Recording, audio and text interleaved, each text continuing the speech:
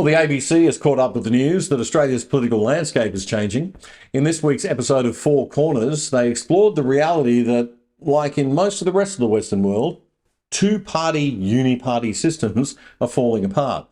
And here at home, the major parties are losing traditional support, especially Labor. We're here in the electorate of Werriwa, a seat that Labor's held for the last 90 years. In this cost of living election, Labor has plenty to worry about.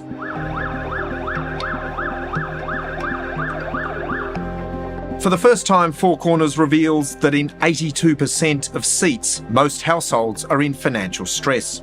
Astonishingly, up from just 8% 3 years ago. That's where paychecks barely cover basic living expenses. And that's it, folks. You don't need to know anything else about the next election. It's all to do with that. Conservative pollsters tell me that their research is showing the same thing Labor's is. Nobody gives a rat's about any other issue except the cost of living. Four Corners spoke to a social demographer from the Australian National University. Social demographer is just a fancy way of saying someone who studies social trends and the thinking of different groups within society. Australia is at a tipping point, a social crossroads, whereby we are confronted with a grossly uncertain future. We have housing affordability, a major issue, economic insecurity, gender inequality, and a climate emergency. Yes, well, it wouldn't be the ABC if they didn't mention gender inequality and a climate emergency. And she wouldn't be an Australian university academic if she didn't either. But the first two things she mentioned are actually right. Housing affordability and economic insecurity are the biggies. And she should have just stopped there. I do hope that the left-wing parties keep banging on about the identity politics nonsense and climate change stuff, though, because it'll only serve to cement their demise this time around. What this election is going to come down to is which party is able to best tell the story of why we are suffering economic uncertainty and cost of living pressure. And there's no ignoring immigration, even if you're the ABC. In years past, Labor could have banked on the support of families like the Knipes. There we go. Mum Susie grew up in Werriwa and has stayed in the area with husband Daniel to raise their kids, Sophia and Michael. Many migrant families like hers were once rusted-on Labor voters. My parents came out here in the 50s. Yep. And just the community with our family, they all moved onto the same street. You know, I had my cultural Italian roots, but then also we idolised the Australians. They had such a love for their country, for their culture. But her fond memories of an idyllic suburban childhood have been dimmed by the frustrations of rapid population growth due to recent migration. This is the really big growth corridor of Sydney. Yeah. Do you feel like the public amenities, the infrastructure has kept up with that? No, it's not ready for it. No, and with the projections of how many more, I just don't know how it's going to work out, how they'll be able to manage this growth. You know, when the ABC starts questioning immigration, that things must be really bad. Immigration is a massive part of the problem. Who knew that you couldn't bring 1 million new people into a country of just 27 million people in just 18 months and not have any issues arise? Everybody with half a brain knew, just not the people who seem to inhabit our government and media class these days. But it doesn't stop there. What the lovies at the ABC will never discuss are the other three huge things that are driving our cost of living through the roof and making home ownership a pipe dream for young Australian families. The cost of energy, the cost of labour, and the cost of government. Put those three monsters in a blender, whiz in a little insanely excessive immigration, and the conspiracy theorists in their mum's basement who reckon that somebody out there is actually deliberately trying to stuff up Australia, well, they don't seem to sound so crazy after all. What the hell is going on? What ties all these four things together? Excessive levels of immigration, high energy costs, high labour costs, and high government costs. Anyone? Anyone got an idea? Bueller? Bueller? Bueller?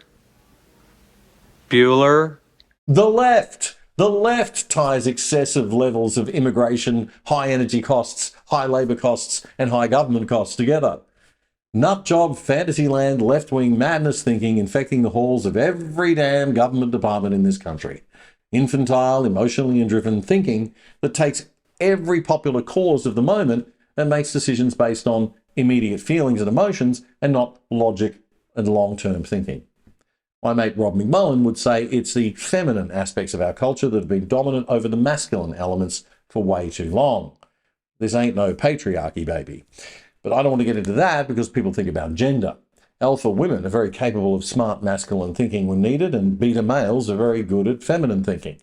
And feminine thinking is needed, sometimes too. The point is that right now we are way off balance. As someone said on Twitter this week about Donald Trump, "Daddy's home, kids, and he's taken off his belt." The winner of the next election will be Daddy, and that ain't Elbow. Unless by some miracle the left manages to convince Australians that the cost of living pain that they're suffering is all to do with evil right-wing men. Somehow I don't think anyone's buying that old lie anymore. What the Leader of the Opposition should be ashamed of is his performance in this parliament and the sexism he brings with it. Yep, that old trick ain't going to work this time round, Labor friends.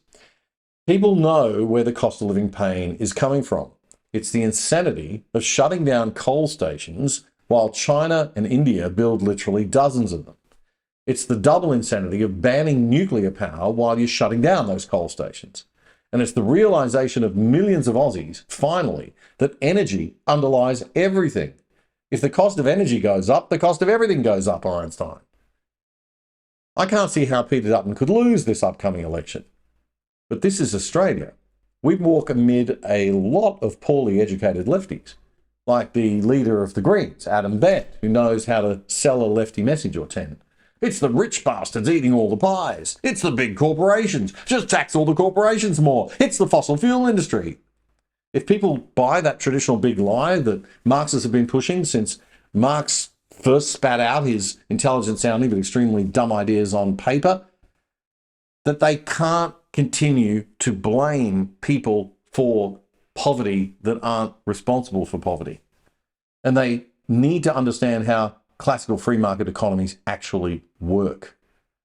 Unfortunately, it won't be Labor that gets across the line on its own. It'll be a new kind of coalition government. It'll be a Labor-Green coalition government.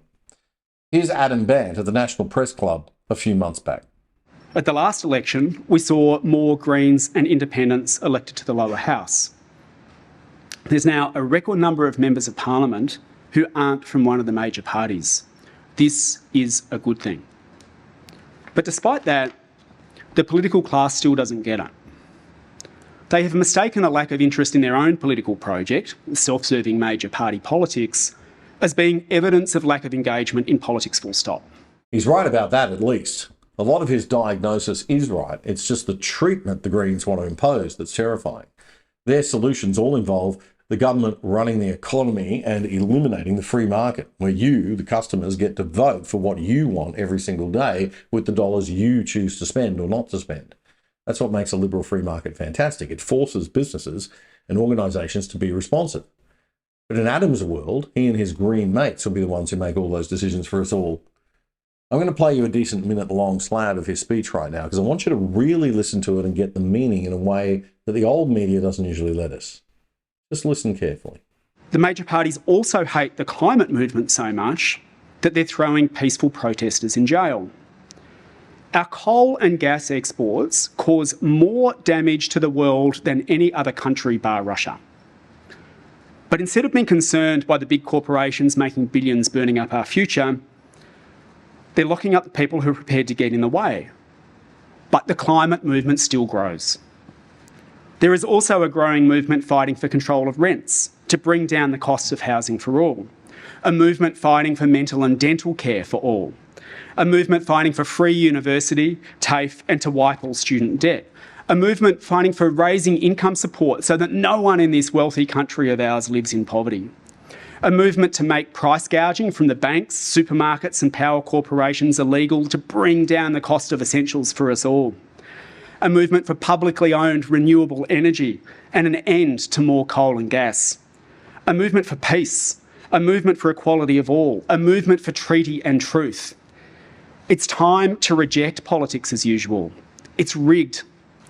We need a new politics which puts people first and which tackles the big problems that we face. And this isn't just a dream. Currently, the Greens hold balance of power in the Senate. This election, we will be running the biggest campaigns in Green history to win lower house seats too. There are at least 5 new seats across the country where we believe we're in with a strong chance. The reason I wanted to play that to you is that they could win if they sell that message right.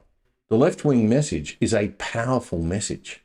It's emotional and it sounds so nice in parts. Emotional messages have much more power than logical, rational ones. Economics sounds cold and unfeeling at times. If the Greens manage to confuse everyone about the true causes of inflation and say it's corporate spending, corporates avoiding tax, somehow being evil, or it's the supermarket's fault. I mean, all that sounds pretty cool if you're 20 and you think money comes from Centrelink and your boss is a bit of a bitch at times and wears nicer clothes than you do. And there's partial truth to it all. Some corporations do avoid tax. Some business people are greedy bastards. So if Adam and his team can actually convince enough Aussies to believe that lie, that inflation doesn't really come from high costs of energy, labour and government spending after all, if they can sell that message, they could just pull it off and drag a crippled Labor Party over the line. And voila, we have Australia's first ever Labor-Green coalition government. Another thing worth pointing out, the Greens have literally hundreds of students and unemployed people with plenty of time on their hands to do the campaigning for them. Armies of youngsters to man those polling booths and to do political door knocking.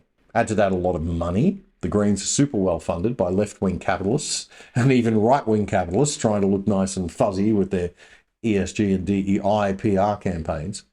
They're not short of a buck, that's for sure. So folks, it ain't over yet. If you're a centre-right or right-wing Aussie, or a centrist who thinks we're leaning way too far left right now, you need to get involved big time in this election. Join a political party on the right. There's one for everybody. Open your wallets. Do something. Because if you don't, it could be a nightmare scenario after May. The other side doesn't get more than $1 billion of taxpayers' money to bring you news from a centre-right perspective like the ABC does to bring you news from a left-wing perspective. In fact, we don't get a red cent from the government. We need voluntary donors and supporters like you to keep going and growing. And we hate asking for charity, so we've done a deal with what we think is the world's best VPN, virtual private network service. It'll keep you and your family truly safe without slowing down your internet speeds, and you can watch Netflix or other streaming services using your regular accounts with them as if you're viewing from any country in the world. And you can sign up for less than $3 a month and get a whopping 83% off the normal price. Just go to piavpn.com/otherside to sign up and get more info. That's piavpn.com/otherside. That was a segment from a recent episode of our fortnightly news commentary show, The Other Side, with me, Damien Curry. If you liked it, support us. Subscribe to our channel on YouTube right now so you don't miss a thing. It's totally free. Just click that subscribe button and the little bell. And check out our Other Side Unplugged show too, and join our mission to actually do something and change Aussie media for the better at othersidetv.com.au. That's othersidetv.com.au. Check it out now.